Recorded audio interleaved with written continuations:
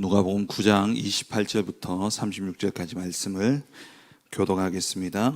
이 말씀을 하신 후 8일쯤 되어 예수께서 베드로와 요한과 야고보를 데리고 기도하시러 산에 올라가사 기도하실 때에 용모가 변화되고 그 옷이 휘어져 광채가 나더라.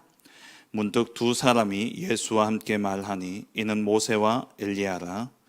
영광 중에 나타나서 장차 예수께서 예루살렘에서 별세하실 것을 말할세 베드로와 및 함께 있는 자들이 깊이 졸다가 온전히 깨어나 예수의 영광과 및 함께 선 두 사람을 보더니 두 사람이 떠날 때에 베드로가 예수께 여짜오되 주여 우리가 여기 있는 것이 좋사오니 우리가 초막 셋을 짓되 하나는 주를 위하여 하나는 모세를 위하여 하나는 엘리야를 위하여 하사이다 하되 자기가 하는 말을 자기도 알지 못하더라. 이 말 할 즈음에 구름이 와서 그들을 덮는지라. 구름 속으로 들어갈 때에 그들이 무서워하더니 구름 속에서 소리가 나서 이르되 이는 나의 아들 곧 택함을 받은 자니 너희는 그의 말을 들으라 하고 같이 봅니다. 소리가 그침에 오직 예수만 보이더라. 제자들이 잠잠하여 그 본 것을 무엇이든지 그때에는 아무에게도 이르지 아니하니라. 아멘. 기도할 때에 어떤 일이 일어나는가를 안다면은 우리가 기도의 자리에 모일 수밖에 없는 것이죠. 우리가 이번 한 주간 여름 행사를 두고 연례 행사가 아니라 정말 처음이자 마지막 기회로 또 우리 후대들에게 영원한 기회로 하나님이 역사하실 것을 바라보며 이 시간 우리가 함께 마음을 모으고 기도하는 시간을 갖는 겁니다. 정말 이번 한 주간 동안 우리의 기도가 저 보좌에 쌓여지고 또 하나님의 정확한 시간표에 따라 응답되어지게 될 때에 우리 후대가 서밋으로 또 제자로 세워지고 또 병든 자들이 치유되어지고 237의 문이 열려지는 그러한 응답, 그러한 축복의 역사가 반드시 일어날 줄 믿습니다.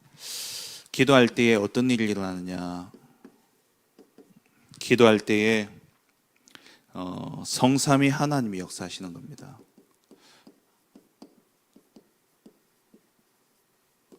우리가 메시지 때마다 들으니까 별 감동이 없죠. 여러분, 하나님이 역사하신다. 이 말은요, 어마어마한 일입니다. 하나님이 내게 임하고 그 하나님이 나를 위해서 일하시고 그 하나님이 나의 편이 되시고 그 하나님이 나의 인생을 책임지신다는 말입니다. 지금 당장 여러분 집에 대통령이 온다 생각해 보세요. 여러분 어떻습니까? 그것과 비교되지 않는 역사입니다. 오늘 우리가 정말 기도할 때에 성삼위 하나님이 내게 역사하시는데 창조의 능력으로 나에게 역사하십니다. 창조의 능력이 뭡니까? 어제 말씀드린 것처럼 무한대의 능력을 가지고 역사하시는 거예요. 한계가 없으신 분입니다. 이 세상 모든 만물의 주인이 되시고 모든 만물을 움직이시고 주관하시는 그 하나님이 지금 내 이야기를 들으려고 내게 임재하시는 거예요. 그리고 내게 임해 있는 삶 저주, 물론 우리가 구원받았지만은 그 영향이 아직도 계속되어지고 있다는 겁니다. 육신을 가지고 있는 한 우리가 이 땅에 육신을 벗고 하나님 나라에 가기까지는 이 사단과 또 저주와 죄로 인한 저주와 재앙, 지옥의 권세의 영향은 계속되어지고 있는 거예요. 그래서 우리가 날마다 영적 싸움을 싸워야 되고, 그래서 우리가 하나님이 우리 안에 오셔서 우리를 성화시켜 나가는 겁니다. 그런데 우리가 오늘 그리스도의 이름으로 기도하게 될 때에 어떤 문제와 사건과 일들도 이 저주와 재앙에서 이 저주와 재앙이 그 문제 속에서 우리에게 영향을 주지 않는다는 겁니다. 그리스도께서 죄와 사단과 지옥의 저주에서 우리를 완전히 해방시키시는 거예요. 그리고 하늘 보좌의 능력이 성령의 충만한 역사가 내게 임한다는 말입니다. 그게 기도할 때 일어나는 일이에요. 이 비밀을 안다면 기도 안 할 수가 없죠. 이 비밀을 안다면 무엇을 하든 간에 모든 것이 기도로 바뀌어질 수밖에 없습니다. 왜냐? 우리는 한계를 가지고 있기 때문에. 우리의 능력은 부족하고 모자라기 때문에 정말 우리가 기도할 때 성삼위 하나님이 역사하십니다. 그리고 우리가 기도할 때에 이 보좌의 능력이 내게 생명으로 임합니다. 이 보좌의 능력이 나의 영혼에 그리고 내 삶에 임하는 거예요. 언제요? 기도할 때요. 정말 우리가 기도할 때에 이 보좌의 능력이 시공간을 초월해서 237의 모든 현장에 전달되어지는 겁니다. 성삼위 하나님의 역사와 하늘 보좌의 이 능력의 축복이 오늘 내가 기도 속에서 만나는 모든 만남 가운데, 내가 기도 속에서 가는 모든 현장에 이 역사가 일어나는 거예요. 그렇다면 기도의 자리에 또 기도 속에 있을 수밖에 없는 것이죠. 우리에게 일어나는 모든 일들, 그게 문제고 또 사건이고 갈등이고 위기인 줄 알았는데 그게 아니라 전무후무한 응답이 되어지는 겁니다. 내가 가는 모든 현장에 또 내가 내 자신에게 일어나는 일들, 또 우리 교회에 일어나는 모든 일들이 전무후무한 응답이 되어지는 것이죠. 이게 기도할 때 일어나는 일입니다. 그리고 정말 기도할 때에 나뿐만 아니라 시대를 살려요. 과거, 현재, 미래, 나의 과거, 현재, 미래도 살지만 내가 속한 교회와 내가 속한 시대, 거기에 임해 있는 모든 문제를 해결하고 시대를 살리는 그러한 능력이 내게 임하는 것이죠. 정말 기도할 때요, 영력과 지력과 체력과 경제력과 인력이 임합니다. 이번 특별 새벽 기도회를 통해서 정말 우리 개인에게 또 우리의 기도로 만나는 모든 만남과 또 기도로 가는 모든 현장 속에 이러한 응답이 반드시 일어날 줄 믿습니다. 끝까지 승리하시고 정말 이 기도의 비밀 속에서 하나님이 하시는 일들을 보는 그런 은혜가 있기를 주의 이름으로 축원합니다. 중요한 시간표를 두고 우리가 기도할 때에는요, 하나님이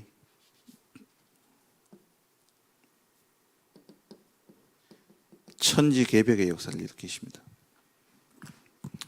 중요한 시간표를 두고, 하나님의 중요한 시간표를 두고 우리가 마음을 모아서 기도할 때에는 하나님이 정말 천지를 개벽케 하는 그러한 역사를 일으키셔요. 사무엘상 7장에 미스바 운동이었죠. 우상을 제하고 사사시대에 14번이나 반복되었던 그 저주와 재앙의 고리를 끊어버리고자 사무엘이 온 백성을 미스바에 모았습니다. 그때 온 백성이 함께 모여 기도하는데 그때에 블레셋이 이 이스라엘 민족들이 미스바에 다 모였다는 이야기를 듣고 한 번에 칠 기회다 해서 군대를 이끌고 오죠. 그때 사무엘이 번제를 드립니다. 전쟁이 일어나는 그때에, 전쟁을 앞두고 있는 그때에 군사를 거느리는 것이 아니라, 전략을 짠 것이 아니라 모여서 기도한 거예요. 기도할 때에 하나님이 큰 우레를 발해가지고 이 블레셋 군인들이 자기들끼리 막 어지러워가지고 혼란스러운 가운데 이들이 완전히 전쟁에 패하게 되어지죠. 그 사건을 통해서 사무엘이 사는 날 동안에 전쟁이 그쳤다고 되어 있습니다. 여러분 문제 또 여러 가지 여러분 생각 속에 시급한 일들이 있고 또 시급한 응답들이 필요합니까? 진짜 마음을 모으고 기도하시면 하나님이 일하시는 겁니다. 그리고 열왕기하 19장에 보면은 히스기야가 그 아수르의 왕이었던 사네립이 선전포고문을 보내죠. 그걸 듣고 그걸 받아들고 히스기야가 극도의 두려움 속에 자기가 할 수 있는 모든 일을 합니다.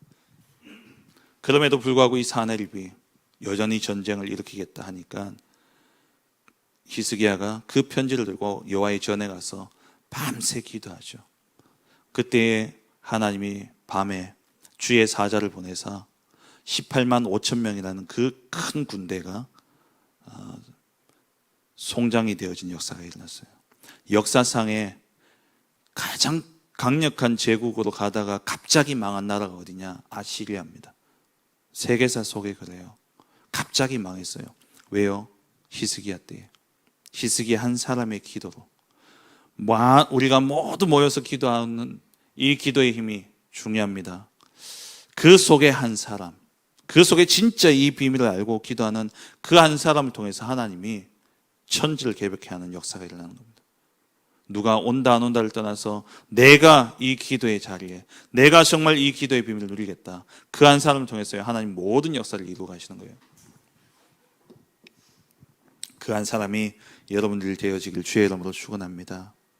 에스더서 4장에 보면은 에스더가 하만의 계략에 의해 가지고 유대인들이 다 죽게 되어졌죠. 그때 에스더가 모르드게에게 부탁을 하죠. 내가 왕 앞에 설 테니까 나를 위해서 유다 백성들이 3일 동안 금식하게 해달라. 에스더서는 하나님이라는 단어가 안 나옵니다. 그 하나님께 대한 기도했다 이런 내용도 사실은 빠져 있어요. 근데 우리는 알잖아요. 금식했다라는 말이 기도했다는 말 아닙니까? 정말 절체절명의 그 위기의 순간에 하나님께 목숨 걸고 기도한 거예요. 온 유대 백성들이. 그때 어떤 역사가 일어난지 아시잖아요. 하만의 계략은 완전히 부서지고 하나님이 그 순간순간마다 역사하시는데 왕이 잠이 안 오는 거예요. 하나님 잠을 안 재운 겁니다. 잠 안 오면 다른 것도 할 수 있는데 이 왕이 하나님이 생각을 딱 주관하셔서 역사 그 궁중 기록을 가져다 읽게 되어지죠. 그런 가운데 모르드게가 한 일을 보게 되어지고 그 모든 하나하나 순간에 누가 역사했냐? 하나님이 섭리하시고 하나님이 역사하시는 거예요. 기도하는 자를 통해서.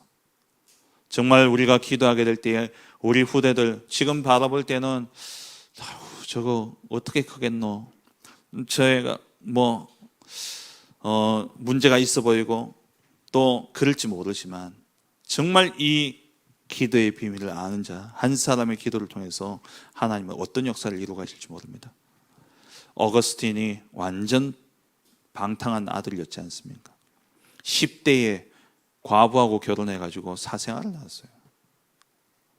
그렇게 진짜 막 나가는 망나니 같은 그런 아이였지만 그 어머니 모니카의 기도로 하나님이 기독교 역사에 신학에 있어서 없었으면 안 되는 정말 이 조직 신학의 기초를 놓는 그러한 인물이 되어졌습니다. 우리가 오늘 기도하는 이 후대를 위한 기도, 우리는 영안이 완전히 열려있지 않기 때문에 우리가 기도할 때 이 영적으로 어떤 역사가 하나하나 이루어지는지 사실 알지 못합니다. 또 시간이 지나서 이 기도가 어떻게 열매 맺혀지고 응답되어지는지 사실 우리는 눈으로 확인하기는 쉽지 않습니다. 하지만 분명한 것은 우리가 기도할 때에 성삼위 하나님이 역사하시고 우리가 기도할 때에 보호자가 저 하늘 보좌의 축복이 우리에게 임하여지고 우리가 기도할 때에 시대가 살아난다는 겁니다. 정말 우리가 기도할 때에 하나님 천지 개벽의 역사를 일으키신다는 거예요. 사도행전 12장에 베드로가 갇혔던 옥문이 열려지고 또 복음을 막던 헤롯이 하나님의 영광을 가로채던 그 헤롯이 벌레에 물려 죽게 되어졌죠. 마태복음 18장 20절에 두세 사람이 모인 그곳에 내가 너희와 함께한다 그랬습니다. 이번 특별 새벽 기도회를 통해서 정말 하나님이 역사하시는 올 한 해 주제처럼 여호와께서 행하시는 일을 보는 그러한 축복된 시간 되어지기를 주의 이름으로 축원합니다. 이번 여름 행사를 통해서 어제 목사님이 말씀을 주셨던 것처럼 정말 3단체를 능가할 수 있는 그러한 후대가 일어날 수 있도록 기도하시고 오직 예수만 보여지는 그러한 후대가 일어날 수 있도록 여러분 기도하시기 바랍니다.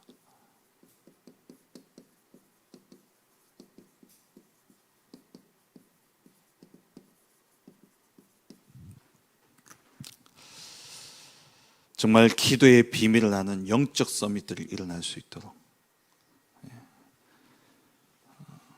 이번 여름 우리를 두고 정말 기도하는 그 응답을 누리는 시간 되어지길 바랍니다. 이번 주 우리를 주신 강단의 말씀 예수만 보이더라. 마태복음 17장의 내용과 또 누가복음 9장의 이 내용은 병행 구절이죠. 변화산에서 일어났던 이야기를 다루고 있습니다. 오늘 본문에 보시면은 9장 28절에 이 말씀을 하신 후, 이 말씀이 어떤 사건입니까? 마태복음 16장 16절 베드로가 주는 그리스도시요 살아계신 하나님의 아들이시니다 이 믿음의 고백을 했을 때에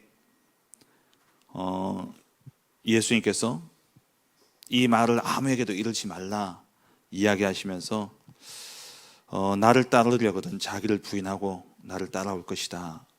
그러면서 예수님 제자도에 대해서 말씀을 하셨죠. 그 말씀을 하신 후에 8일쯤 지나고 난 뒤에 베드로와 야고보와 요한을 데리고 변화산으로 올라가시게 됩니다. 그때에 잘 아시다시피 엘리야와 모세, 예수님이 함께 있다가 모세와 엘리야는 사라지고 예수님만 남게 되어졌죠. 오늘 말씀의 33절에 베드로가 자다가 깨보니까 이게 웬일입니까? 모세와 엘리야가 예수님과 만나가지고 막 이야기하는 그 모습 보니까 이게 뭐 정신이 없는 거죠. 그래가지고 정신없이 막 들떠가지고 한마디를 한 게 내가 초막셋을 짓겠다고. 너무 기쁘고 막 이러면요 사람이 흥분되면 어떻습니까?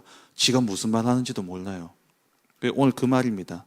33절에 자기가 하는 말을 자기도 알지 못하다가 막 집에 갔다가 왔는데 만약에 자기가 너무 좋아하는 뭐 누가 연예인이나 이런 사람이 집에 딱 와 있다. 너무 들떠가지고요 막 생각에 할 겨를도 없이 입부터 열리는 거예요. 베드로가 막 그랬던 겁니다. 그런 가운데 다 사라지고 예수만 보이더라. 정말 우리가 오직 예수가 되어야 됩니다. 그럼 왜 오직 예수가 되어야 됩니까? 간단하게 정리하겠습니다. 왜 우리에게 오직 예수여야만 됩니까? 그리스도는 구약의 모든 예언을 성취하신 분입니다. 구약의 문제, 인류의 문제가 뭡니까? 죄와 사단과 지옥의 저주죠. 이 문제를 완전히 해결하신 분이 그리스도십니다. 그래서 구약은요 그리스도가 오실 것에 대한 예표지요. 모세 오경은 참 제사장으로 오실 그리스도를 이야기하고 있는 것이고, 역사서는 참 왕으로 오실 그리스도를 예표하고 있는 것이고, 그리고 선지서는 참 선지자로 오실 그리스도를 예표하고 있는 겁니다. 그 그리스도께서 오실 그 예언되어진 그 그리스도가 오셨는데 그분이 예수님이시죠. 예수님이 오셔서 참 제사장이 되셔서 매번 드려야 될 그 제사를 단번에 영원히 우리를 속죄하셨습니다. 히브리서 9장 12절에 염소와 송아지의 피로 하지 아니하시고 오직 자기의 피로 단번에 영원한 속죄를 이루셨다 말씀하셨죠. 그래서 우리가 예수님 앞에 나아갈 때에, 우리가 하나님 앞에 나아갈 때에 다른 길이 필요 없는 겁니다. 오직 예수 이름만 붙잡으면 돼요. 이제는 동물의 피가 필요한 것이 아니라 예수 이름만 있으면 됩니다. 너희가 지금까지는 내 이름으로 아무것도 구하지 아니하였으나 구하라 그리하면 받으리니 너희 기쁨이 충만하리라. 이 제사장 되신 그리스도, 그 그리스도 이름으로 우리가 나아갈 때에 하나님을 만나게 되어지는 것이죠. 왕 되신 그리스도께서 오셔서 요한일서 3장 8절에 마귀의 일을 완전히 멸하셨습니다. 어떠한 훌륭한 왕이 일어나더라도요 마귀를 이길 수는 없습니다. 다윗과 솔로몬, 히스기야, 요시야 같은 이러한 훌륭한 왕들이 일어났지만 단 한 가지, 사단의 권세는 자기 힘으로 꺾을 수는 없어요.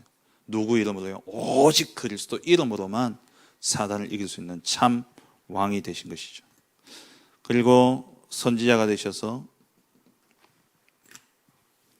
말씀을 놓칠 때마다 이스라엘 백성들이 저주와 재앙 가운데 빠지게 되어졌죠. 말씀을 놓침으로써 우상숭배에 빠지는 겁니다. 하나님의 말씀을 따르지 않고 자기 소견에 옳은 대로 행하니까 결국 어디에 가 있냐? 우상숭배의 자리에 가 있습니다. 그 결과는요, 하나님의 진노 아래 저주와 재앙 당할 수밖에 없는 것이죠. 그래서 시대마다 하나님이 선지자를 통해서 하나님께 나아갈 수 있는 길을 열어주신 겁니다. 그 선지자이신 그리스도께서 오셔서 하나님을 만나는 길을 열어주신 것이죠. 그래서 이 그리스도는 왜 우리가 오직해야 됩니까? 절대 해결하지 못하는 이 근본 문제를 해결하신 분이기 때문에 다른 분이 없어요. 다른 이로서는 구원받을 수 없나니 천한 사람 중에 구원받을 만한 다른 이름을 우리에게 주신 적이 없습니다. 그래서 오직 그리스도여야 되는 겁니다. 그리고 왜 오직 그리스도여야 되냐? 세상의 어떤 것도요, 모든 것을 포함하지 않습니다. 그리스도 안에 모든 것이 있어요. 골로새서 2장 2절 3절 그야말로 올인원입니다. 이 하나 안에, 그리스도 한 분 안에 모든 것이 다 있는 겁니다. 모든 지혜와 지식의 보화가 그리스도 그 안에 숨겨져 있다 그랬죠. 그래서 우리가 오직 그리스도를 누리는 겁니다. 그래서 바울이 에베소서 3장에 그 그리스도의 사랑의 깊이와 넓이와 높이를 날마다 알아가는 것. 왜? 알아가도요, 이게 마르지 않는 셈이에요. 마르지 않는 셈입니다. 얼마나 풍성한지요. 그래서 우리가 오직 그리스도여야 되는 것이죠. 왜 오직 그리스도여야 됩니까? 모든 우리의 인생의 문제를 끝내시고 인생의 마침표를 찍으신 분이 그리스도십니다. 다 이루었다. 세상에 어느 누구도요, 다 이루었다는 말을 한 사람이 없습니다. 우리의 과거, 현재, 미래, 우리의 모든 인생의 문제를 완전히 끝내신, 마침표를 찍으신 그리스도. 그래서 우리는요, 오직 그리스도만 붙잡으면 돼요. 다른 거 필요 없습니다. 신앙생활 복잡하십니까? 어려우십니까? 왜 어렵습니까? 그리스도 한 분만 붙잡으면 되는데요. 그리스도 한 분 안에 다 있는데요. 왜 어렵냐? 자꾸 내게 나오기 때문에 그래요. 2번에서 이야기하지만 왜 오직 그리스도여야 됩니까? 모든 성경은요, 뭐 좋은 이야기 많죠. 불신자들도 성경을 인용하고 얼마나 많은 또 좋은 그러한 사회의 제도를 만들어내고 그랬습니까? 하지만 성경은 뭘 이야기하고 있냐? 오직 그리스도만 이야기하고 있는 거예요. 요한복음 5장 39절에 이 모든 것이 나를 증거합니다. 모든 성경은 나를 증거합니다. 예수님을 이야기하고 있는 것이죠. 그래서 우리가 오직 그리스도여야 되는 겁니다. 그럼 왜 오직이 안 됩니까?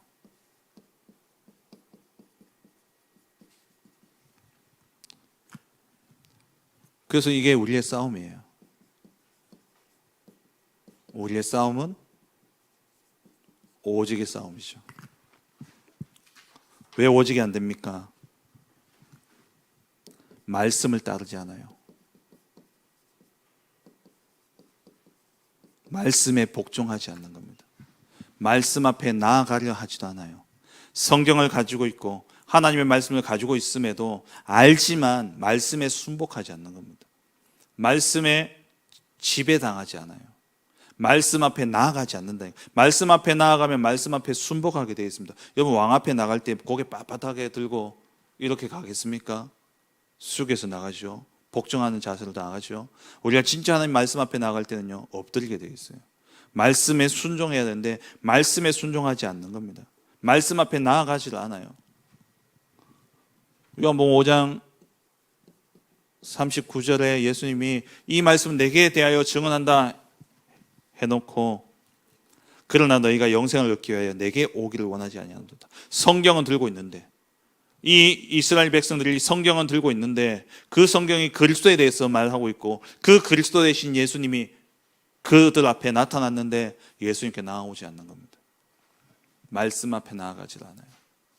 정말 말씀 앞에, 말씀 대신 그리스도 앞에 나아가는 은혜가 있기를 주의 이름으로 축원합니다.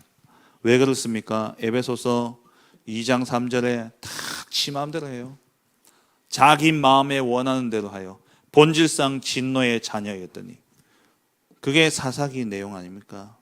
사사기 21장 25절 왕이 없으므로 자기 소견에 옳은 대로 행하였더라. 그래서 본질상 진노의 자녀로 14번이나 진노를 당한 겁니다. 로마서 1장 23절에 28절에 하나님을 마음에 두기를 싫어해요. 내가 왕이 되고 싶었어. 하나님께 나아감에 있어서 가장 방해되는 게 뭡니까? 납니다. 나. 이게요, 사단이 만든 가장 강력한 진 중에 진이 뭡니까? 나예요. 나. 사단의 망대입니다.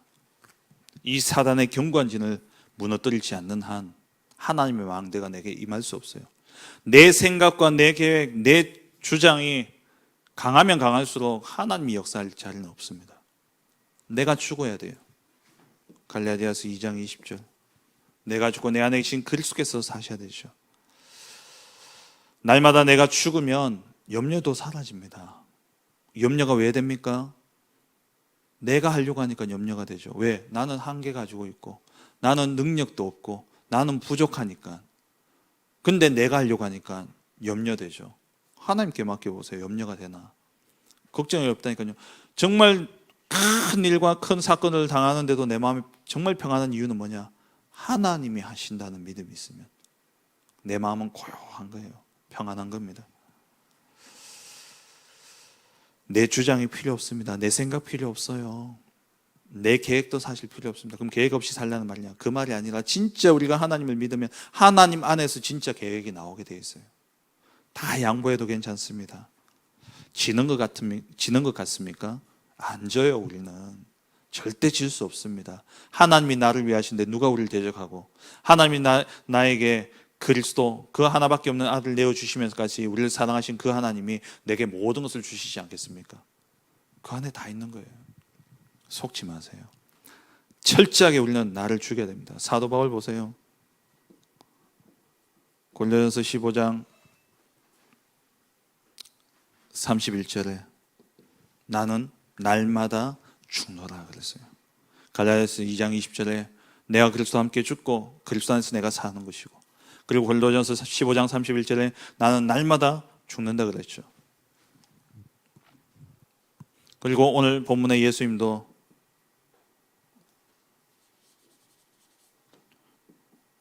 읽지는 않았습니다만 누가복음 9장 23절에 나를 따르려면 날마다 나를 부인하고 십자가 지고 나를 따라야 된다 말씀하셨어요. 내가 죽어야 된다는 말입니다. 고린도후서 15장 10절 이 모든 것은 하나님의 은혜로 된 것입니다. 우리의 힘으로 되는 게 아니에요. 하나님의 은혜로 되어지는 겁니다.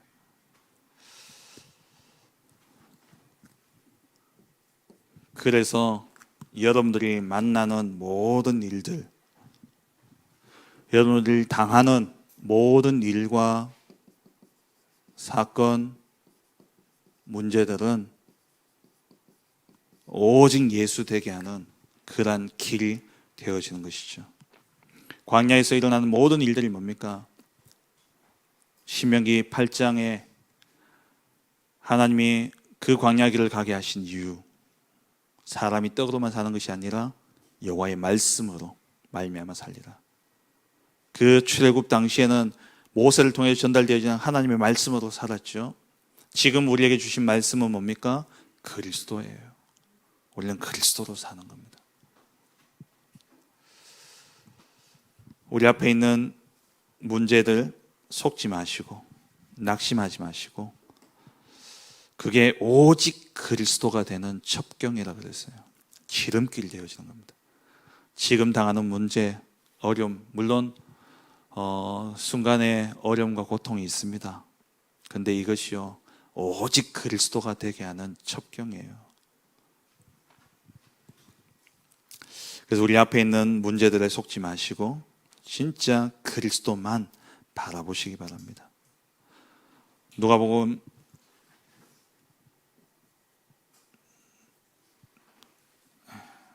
2장 34절에 시몬이라는 사람이 성전에서 예수님을 만나게 되어졌죠.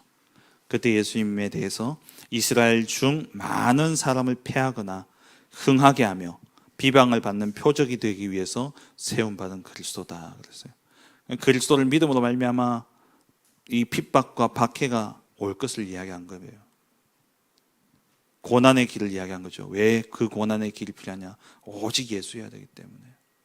만약에 예수 믿는 게 그렇게 편하다면 오직이 되겠습니까?